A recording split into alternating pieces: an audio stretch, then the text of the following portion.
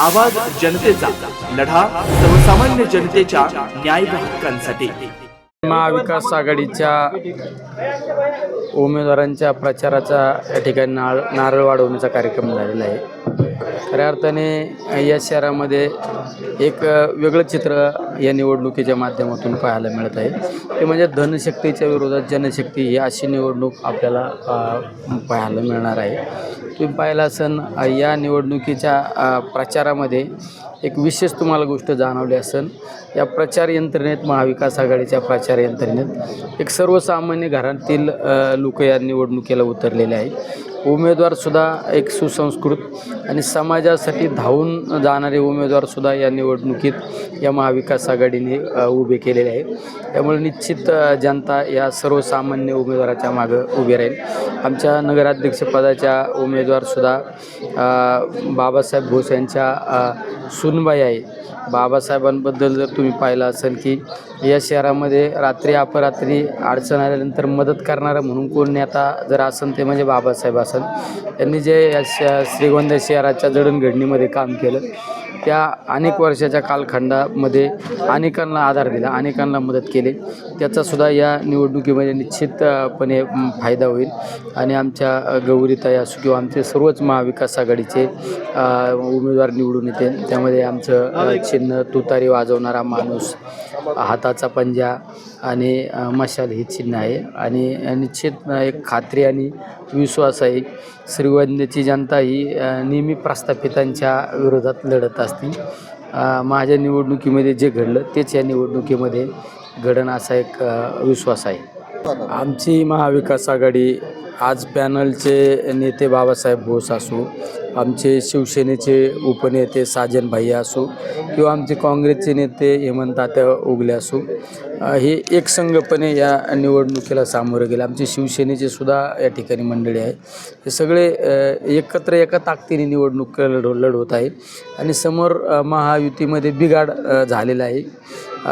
सत्तेचं ओढाताण त्यांच्यामध्ये चालू आहे. हे जनतेच्या लक्षात आलेले आहे. त्याच्यामुळं ह्या गोष्टीचा सुद्धा आम्हाला निश्चित फायदा होणार आहे. राजकारणामध्ये तुम्ही पाहिलं असेल निवडणुकीच्या कालखंडामध्ये ज्या पॅनलच्या, ज्या उमेदवारांच्या पायाखालची वाळू सरकलेली असते तेच पॅनलचे प्रमुख अशा पद्धतीने कृत्य करत असतात. याचा अर्थ आमच्या मतदारांना दम देण्याचा प्रयत्न केला जातो. समोरच्यांच्या हाताचंच काही राहिलं नाही. त्यांच्या लक्षात आले जनता आपल्या आत्तापर्यंतच्या भूलथापांना बळी पडली, आता या पुढील कालखंडामध्ये बळी पडणार नाही. त्यामुळे ही दमबाजी चालू आहे. सर्वात महत्त्वाच्या आमच्या नगराध्यक्षपदाच्या उमेदवार महिला आहेत. आमच्या पॅनलमध्ये 50%पेक्षा जास्त महिला आहेत. त्यामुळे निश्चित महिला ही माझी सक्षम झाली पाहिजे. महिला ही कुटुंबात डिपेंड न राहता ती कुटुंब प्रमुख झाली पाहिजे. अशा पद्धतीने महिला सक्षम करण्याचं काम येणाऱ्या कालखंडामध्ये केलं जाईल. या ठिकाणी आम्हाला जे ऐकू येतं की समोरचे जे काही उमेदवार आणि त्यांचे नेते त्यांच्यामध्ये आपसात मोठ्या प्रमाणामध्ये गटबाजी निर्माण झालेली.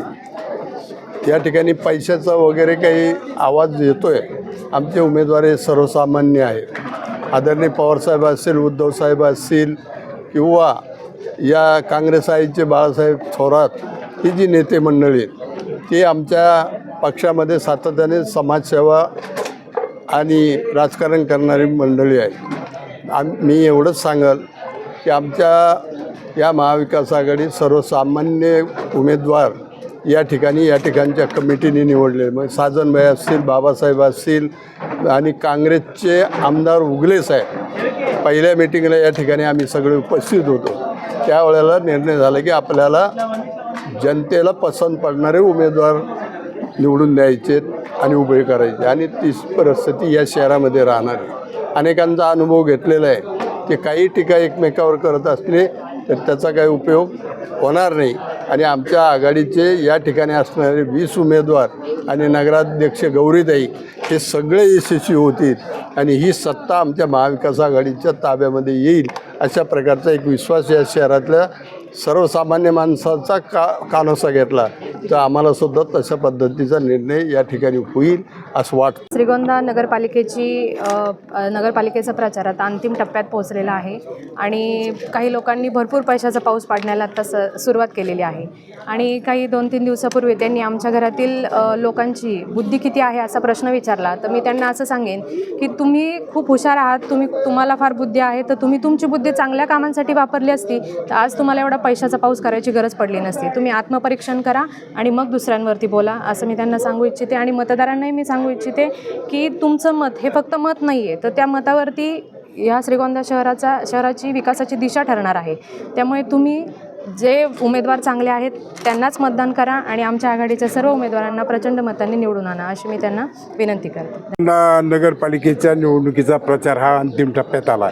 आज महाविकास आघाडीच्या प्रचाराची रॅली काढून या ठिकाणी या तालुक्याचं कुलदैवत की संत शेख मोहम्मद महाराजांना नारळ वाहून या ठिकाणी प्रचाराचा शुभारंभ या ठिकाणी केलेला आहे. खरं तर या ठिकाणी प्रचारामध्ये आरोप प्रत्यारोप सुरू झालेले आहेत. या ठिकाणी 4 पॅनल झालेले आहेत. मला या ठिकाणी सत्ताधाऱ्यांना एक आव्हान करायचं आहे की खऱ्या अर्थाने तुमच्याकडे 40-45 वर्ष पासूनची सत्ता, काही लोकांनी या ठिकाणी 8-9 वर्ष त्याला अध्यक्षपद उपभोगलं. यांना 8-9 वर्षामध्ये त्यांनी फार मोठा भ्रष्टाचार केला. त्या भ्रष्टाचाराचं खऱ्या अर्थाने 2च उदाहरण मी या ठिकाणी सांगेल. त्याची खऱ्या अर्थाने शहानिशा केल्यानंतर मी जनतेला आवाहन केले की याची शहानिशा करा. हे मुद्दे जर खरे असतील तर आम्हाला मतदान करा आणि हे खोटे असतील तर आम्हाला मतदान करू नका.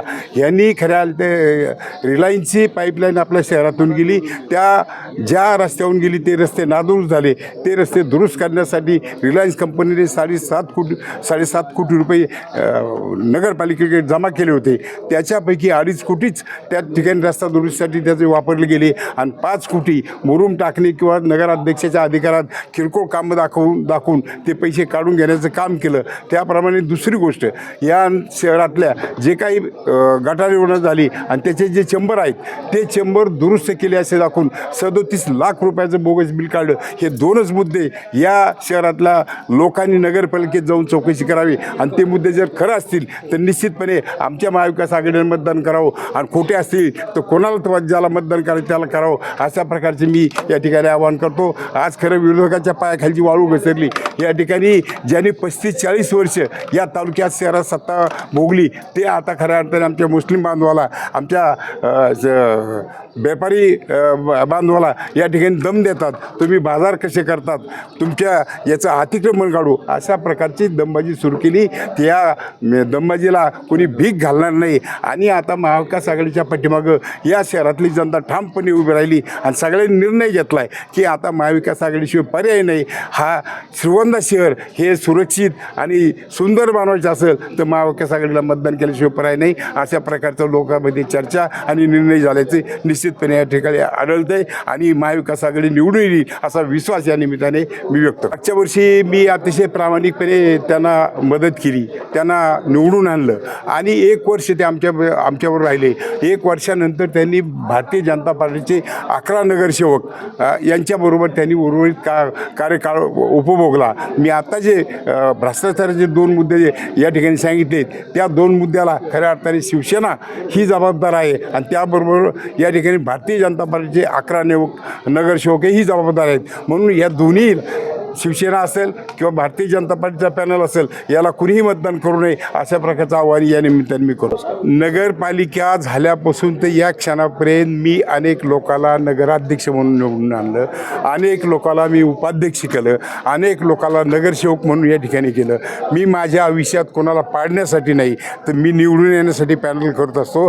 मी या निवडणुकीमध्ये आघाडीच्या वतीने माझ्या सुनबाईला या ठिकाणी नगराध्यक्षपदासाठी उभं केलं. ते कोणाला पाडण्यासाठी नाही तर ते निवडून आणण्यासाठी केलं. मला या निमित्ताने एक गोष्टीचा खुलासा करावासा वाटतो. आज या ठिकाणी भारतीय जनता पार्टी एवढी आलबेल, त्यांच्याकडे सगळे त्यांना नगरसेवकाचे उमेदवार मिळालेत, त्यांच्याजवळ पैसा आहे, त्यांच्याजवळ सत्ता आहे आणि त्यांनी जर या शहराचा आणि तालुक्याचा जर विकास केला असता तर खऱ्या अर्थाने आज त्यांना आमचे उमेदवार पाळायची वेळ आली नसती.